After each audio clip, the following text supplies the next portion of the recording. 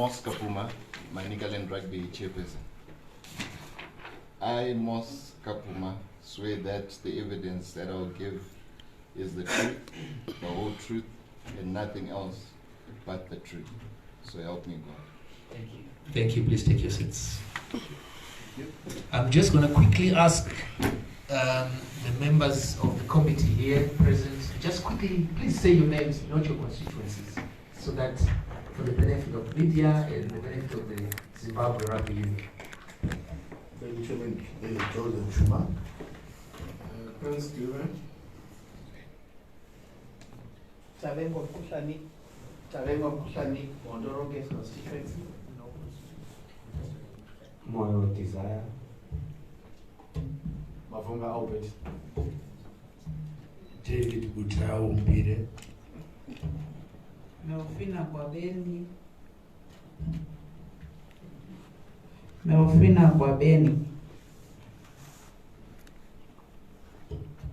Diana Maricano.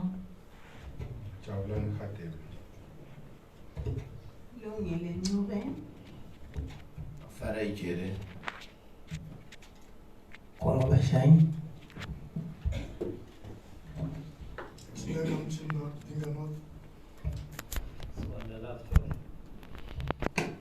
Ndoto Patricia.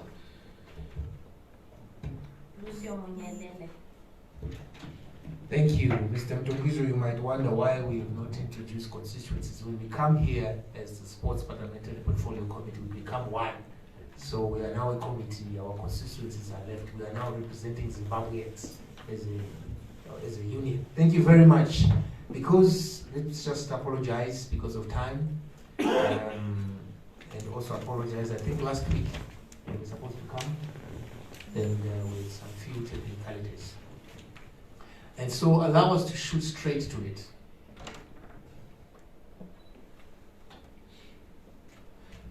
Tell us about the state of Zimbabwe Rugby. Mr. Mtungwiza, you are the president, I presume. That is correct. Tell us about just the general state of Zimbabwe Rugby. Zimbabwe Rugby has progressed over the last few years. It has suffered a few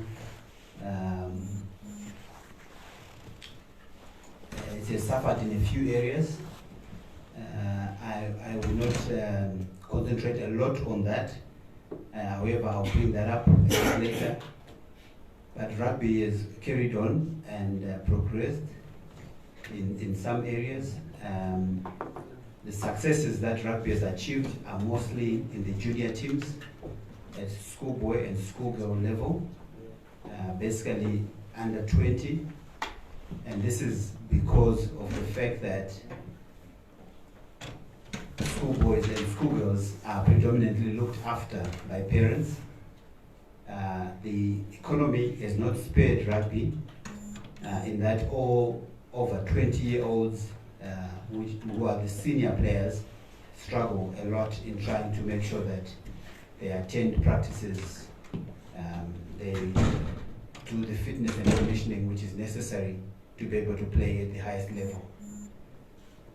In the last few years, I would say even in the last 5 years, our under 20 has been like the best team in the country. We have won Team of the Year in the last twice in the last 5 years. We were African champions, and this year we just lost that position. Our rugby sevens were also Team of the Year 3 times in the last 10 years. And when I say Team of the Year, I'm including all the other teams in the country. Mr. Mtongizo, I am not asking about what has been happening before you were president. I want to know the state of rugby in the present day. We will not speak in retrospect. What if anybody was going to ask you, how is our rugby today? What would you say? Okay, yeah, no, that's fine. Thank you. Thank you for that clarification. Our rugby is going on well. We would like to improve on our state of fitness and conditioning. We line with the agenda for today. We would like to have a stadium of our own as a national association. We've been looking to build a stadium. We can get support to actually put together a stadium. I've presented to my board the proposal to request Makamba Stadium to be changed into a rugby stadium. I've presented to a partner, a sponsor, who is willing to assist in making sure that we achieve that change. That stadium would have naming rights of the sponsor. You're not answering the questions. Let me ask another question. What would you say to a person who say rugby in Zimbabwe is an elitist sport? A person in Mondoro. Sorry, Chairman, maybe through you. Who will give you time to speak, please? I want the president to speak. What would you say if somebody says rugby is an elitist sport? We don't see rugby in Mavuku or in Magwegwe or in Rimuka. What would you say? You are the president. I would say that is not correct. Rugby is not developed to the levels that it should develop, but rugby is played by 99% black people, and rugby is in Mavuku. Rugby is in various parts of the country, but the development needs to improve, and we are working towards trying to ensure that that development actually goes to those areas throughout the country, so that all the people that want to play the game can actually play the game. Okay. I'm going to go to all of you, Sabuku, every one of you. And I'm also going to open the floor, so you prepare yourselves. The MPs are going to come in. I'm just going to empty my bag of questions. Mr. Burukai, tell me, when were you elected? On the 27th of April This year? Yes. Before that, what were you? I was appointed as the statistician for the union in 2021. What do you think about the elections that appointed you to office? The elections that appointed me to office, they were done according to the regulations in which they were supposed to be done. They were moderated by SRC, and they were conducted in a good manner. Mr. Sabuku Muliswa, when were you elected into office as the chairman for rugby in Mashwell? A good 3 weeks ago. A good 3 weeks ago, Chairman. What do you think about the elections that appointed you into office, first in your region? I was the patron of Mashonaland Rugby Association. The chairman was the director of coaching as well as chairperson, so he saw it fit that he does step down as the director of coaching, and administratively I can come in. So it was an AGM which elected me to be the chairperson and other members as well. It was a fair election. It did comply with our constitution, which is quite important when you're having elections.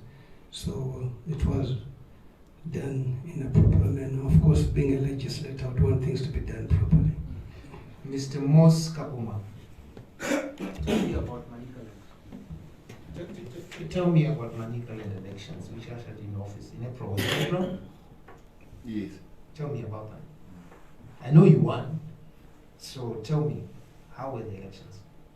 I think the elections went on according to the constitution, because we had a representative from the union, Zimbabwe Rugby Union, was Mr. Mtongwiza, as a senior executive of ZRU, who came to officiate over oversee over the elections.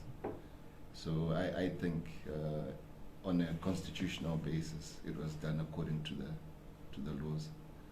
Mr. Mtongwiza, do you receive any grants? That's correct. Yes, we do. Our grant is £100,000 a year. From where? From World Rugby. Sabu Umuliswa, were you part of the delegation or college that elected Mr. Mtongwiza into office? No, I was not. You were not yet elected? I was not yet elected. How is the president elected? How is the president elected in rugby? Sabu. There is a constitution which is in place, and there are affiliate members who are supposed to vote. But those affiliate members must be bona fide members through following the constitution, whether they've paid subscriptions, they've followed AGMs, so that they can be given the right to vote.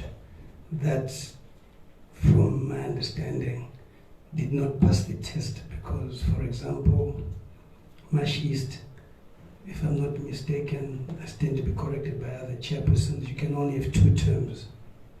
And after that, you cannot then. Are you implying the president is not the bona fide president or was not officially elected according to the constitution of Zimbabwe Rugby Union?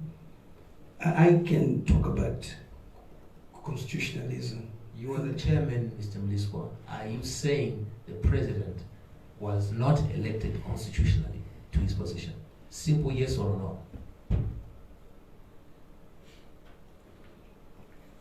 Remember, I told you that I did not participate in the elections.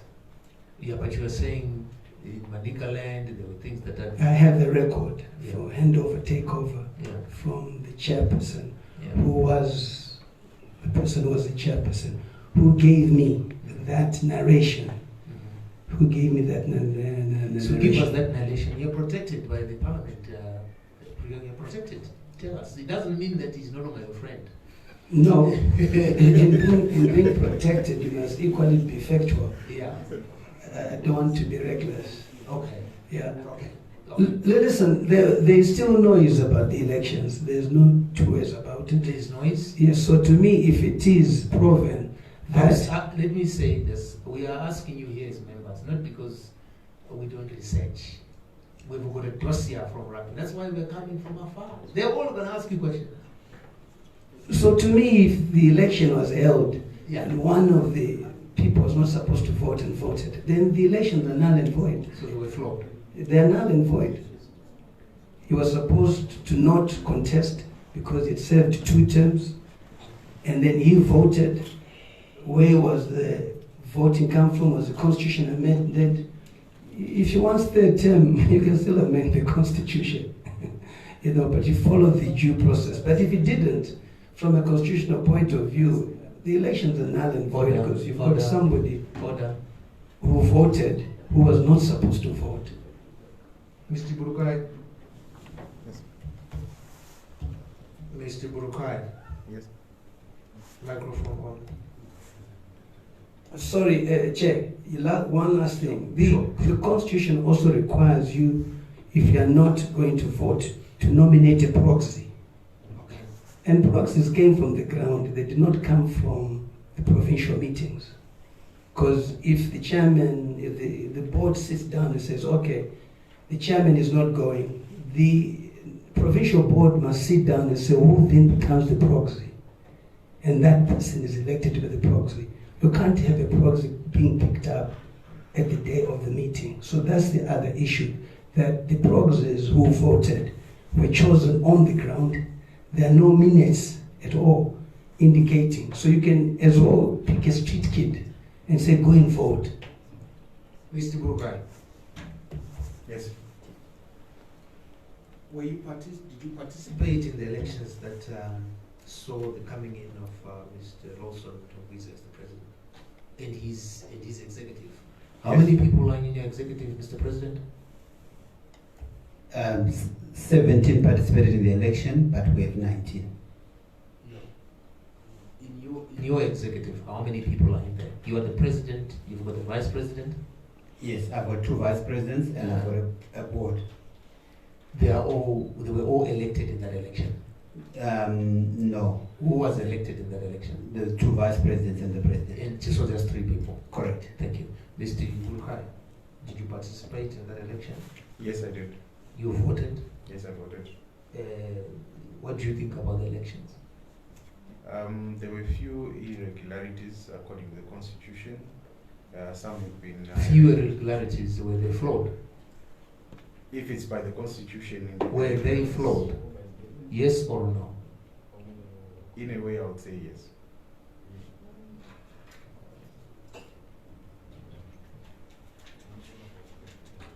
Chairman Manikaland, same question. Please answer. We are running out of time. We've got Zifa also, with also serious issues like yours. So, and the MPs want to ask questions as well. Answer this question. We've already asked it. Tell us about the elections that ushered the new executive into office. I do not want to sit here with the MPs and talk to the wrong person. If the chairpersons of provinces are saying this is not the bona fide leader of Zimbabwe Rugby Union, then we are not going anywhere. So I want to get that out of the way. According to SRC, this is the name I got. I've got dossier of people who are saying that is not correct. The reason why I specifically invited the chairpersons is because I wanted you to tell me the truth as far as your boss is concerned. Because we will not have Zimbabwe Rugby. Remember, sports people are ambassadors of our country out there. So we need to get this out of the way. So you might say, what is happening with the chairman here? It's imperative that the MPs here know that they're talking to the right people. Otherwise, people will just come and sit there and say we are Zimbabwe Rugby Union. Chairman, on a point of order. Sure. May I request that the rugby delegation be excused for 2 minutes? Okay. You excuse me.